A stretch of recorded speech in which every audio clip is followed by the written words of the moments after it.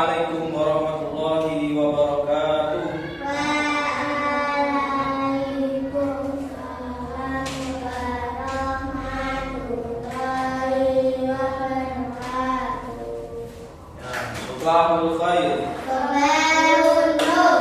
Kaifa halukum? Alhamdulillah nahnu bi khair.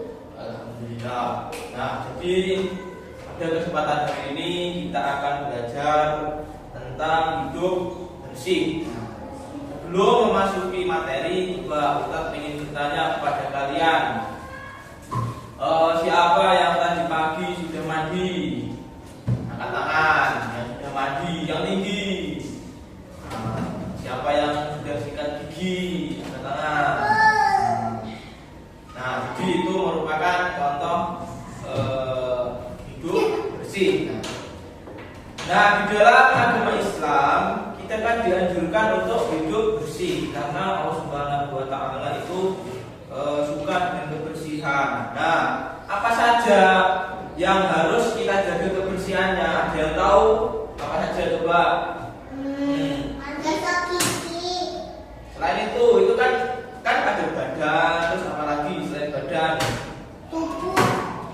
Tubuh itu anggota badan yang lain. Nah, jadi ada 3 ya. Yang pertama kebersihan badan, yang kedua kebersihan pakaian, dan yang ketiga kebersihan lingkungan. Nah, dalam menjaga kebersihan badan, apa saja yang harus kita jaga? Misalnya kita kan tubuh kita itu kadang berkeringat. Nah, tentunya kita harus mandi.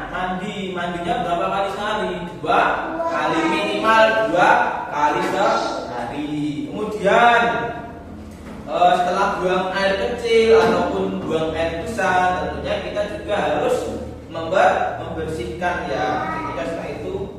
Ketika setelah selesai buang air kecil maupun air besar, kita harus membersihkannya.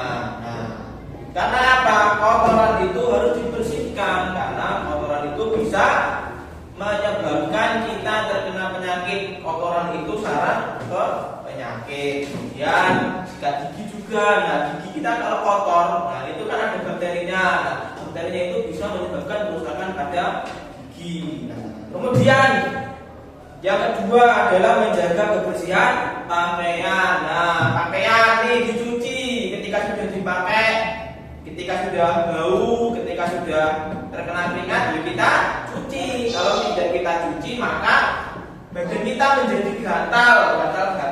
Karena apa? Ya, karena sudah ada bakteri ya, jadi harus kita cuci. Kemudian yang ketiga menjaga kebersihan lingkungan. Nah, lingkungan ini banyak ya, di lingkungan sekolah, di lingkungan rumah. Nah, kalau di lingkungan rumah misalnya kayak tempat tidur, halaman rumah, kamar mandi, belakang rumah, taman kalau ada tamannya. Nah, tentu kita harus jaga kebersihannya karena agar tidak menjadi sarang penyakit ataupun sarang bakteri. Misalnya kalau ada sampah di situ, kemudian sampahnya itu kayak berupa botol ya, itu kan ada air, ketika hujan itu kemasukan air. Nah, air itu bisa dijadikan tempat oleh nyamuk untuk jentik-jentik. Jentik-jentik itu nanti akan menjadi nyamuk. Nah, apalagi kalau nyamuk berdarah, itu sangat berbahaya sekali.